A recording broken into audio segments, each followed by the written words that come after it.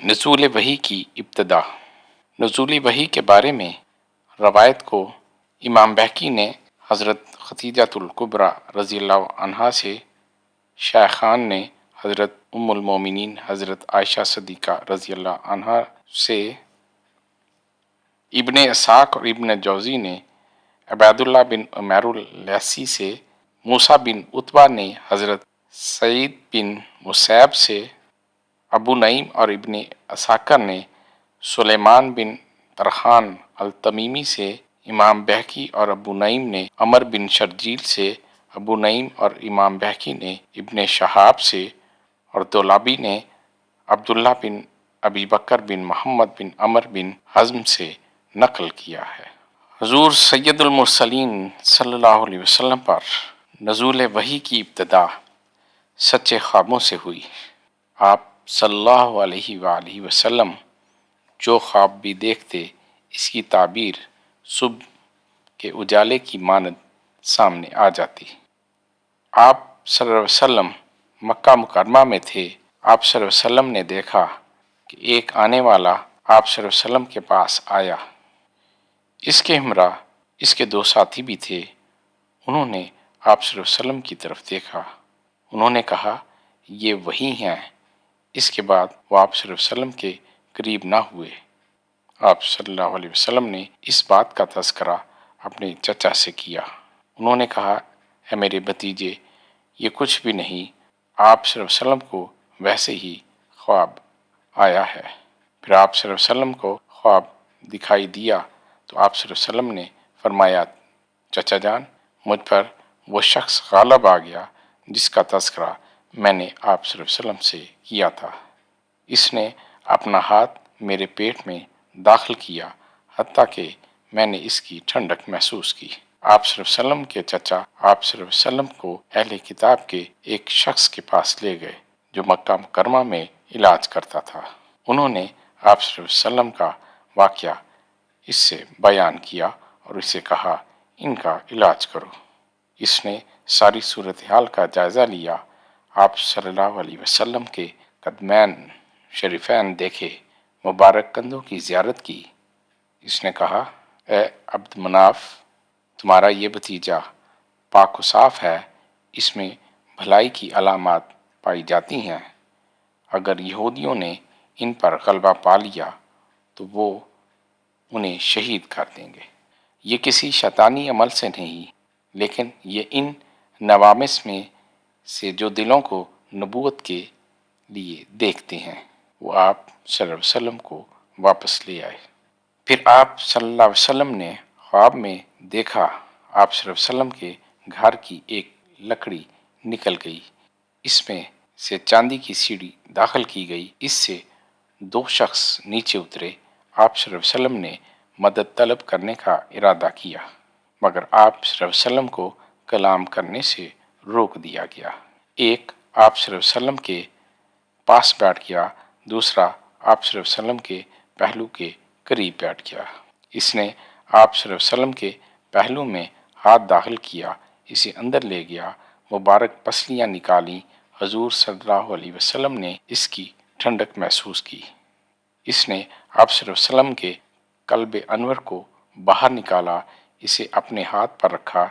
اس نے اپنے ساتھی سے کہا، کتنا پاکیزہ دل ہے، یہ پاک باز ہستی کا قلب انور ہے۔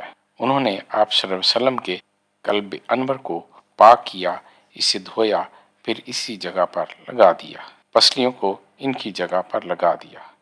پھر وہ اوپر چلے گئے، وہ سیڑھی اٹھا لی گئی، چھت بھی پہلے کی طرح ہو گئی۔ آپ صلی اللہ علیہ وسلم نے اس خواب کا تذکرہ حضرت خدیجۃ الکبریٰ رضی اللہ عنہا سے کیا۔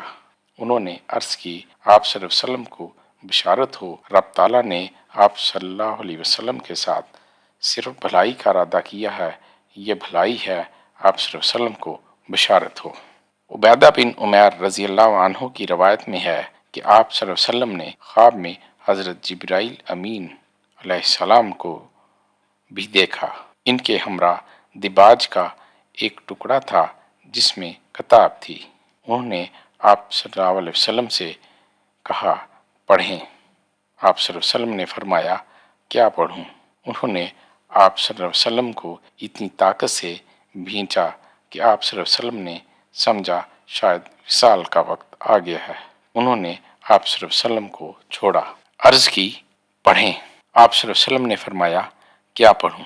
انہوں نے آپ صلی اللہ علیہ وسلم کو اتنی قوت سے بھینچا کہ آپ صلی اللہ علیہ وسلم نے سمجھا شاید وصال کا وقت آ گیا ہے، پھر آپ صلی اللہ علیہ وسلم کو چھوڑ دیا۔ پھر عرض کی، آپ صلی اللہ علیہ وسلم نے فرمایا کیا پڑھوں؟ آپ صلی اللہ علیہ وسلم نے یوں صرف اس لیے فرمایا تھا تاکہ وہ اس طرح کریں جس طرح پہلے کیا تھا۔ انہوں نے کہا، ترجمہ، آپ پڑھیے، اپنے رب کے نام سے جس نے سب کو پیدا فرمایا، پیدا کیا انسان کو جمع خون سے۔ پڑھیے، آپ کا رب بڑا کریم ہے، جس نے علم سکھایا قلم کے واسطے سے۔ اس نے سکھایا انسان کو جو وہ نہیں جانتا تھا۔ حضور صلی اللہ علیہ وسلم نے یہ آیات پڑھیں، حضرت جبرائیل امین علیہ السلام چلے گئے۔ جب حضور صلی اللہ علیہ وسلم اپنی نیند مبارک سے بیدار ہو گئے تو آپ صلی اللہ علیہ وسلم نے فرمایا، گویا میرے دل پر کتاب لکھی جا چکی تھی۔ آپ صلی اللہ علیہ وسلم نے اس خواب کا تذکرہ حضرت خدیجہ الکبریٰ رضی اللہ عنہا سے کیا۔ انہوں نے کہا، آپ صلی اللہ علیہ وسلم کو بشارت ہو، رب تعالیٰ نے آپ صلی اللہ علیہ وسلم کے ساتھ صرف بھلائی کا ارادہ فرمایا ہے۔ پھر خلوت نشینی کو آپ صلی اللہ علیہ وسلم کے نزدیک پسندیدہ بنا دیا گیا۔ آپ صلی اللہ علیہ وسلم رمضان المبارک میں غار حرا میں خلوت نشین ہوتے تھے۔ آپ صلی اللہ علیہ وسلم کے ہمراہ آپ صلی اللہ علیہ وسلم کے اہل خانہ بھی ہوتے تھے۔ آپ صلی اللہ علیہ وسلم کئی راتوں تک وہیں عبادت کرتے تھے، پھر آپ صلی اللہ علیہ وسلم اپنے اہل خانہ کی طرف لوٹ آتے، زاد راہ لیتے، یہ کھانا اس مسکین کو کھلاتے جو آپ صلی اللہ علیہ وسلم کے پاس آتا۔ جب آپ صلی اللہ علیہ وسلم واپس آتے تو سب سے پہلے بیت اللہ کا طواف کرتے، اس کے ارد گرد 7 یا جتنے رب تعالیٰ چاہتا چکر لگاتے، پھر اپنے اہل خانہ کے پاس لوٹ جاتے اور زاد راہ لیتے۔ ایک دن حضرت خدیجہ الکبریٰ رضی اللہ عنہا سے فرمایا، جب میں نے اپنی خلوت کو ختم کیا اور نیچے آیا تو مجھے آواز دی گئی، میں نے اپنے دائیں بائیں دیکھا تو مجھے کچھ نظر نہ آیا، میں نے سر اٹھایا تو مجھے آسمان اور زمین کے مابین کچھ نظر آیا، میں نے کہا مجھے چادر اوڑھا دو، مجھے چادر اوڑھا دو اور مجھ پر ٹھنڈا پانی ڈالو۔ حضرت ام المومنین عائشہ صدیقہ رضی اللہ عنہا سے روایت ہے، انہوں نے فرمایا، آپ صلی اللہ علیہ وسلم کے معاملے کی ابتدا خوابوں سے ہوئی۔ آپ صلی اللہ علیہ وسلم نے سب سے پہلے حضرت جبرائیل علیہ السلام کو ادیات کے مقام پر دیکھا۔ انہوں نے بآواز بلند کہا، اے محمد عربی صلی اللہ علیہ وسلم، میں جبرائیل ہوں۔ آپ صلی اللہ علیہ وسلم بھاگ کر لوگوں میں آ گئے، کچھ نہ دیکھا۔ پھر آپ صلی اللہ علیہ وسلم تنہا ہوئے تو انہوں نے آپ صلی اللہ علیہ وسلم کو صدا دی۔ آپ صلی اللہ علیہ وسلم بھاگ آئے، پھر حضرت جبرائیل امین علیہ السلام غار حرا کی طرف سے ظاہر ہوئے۔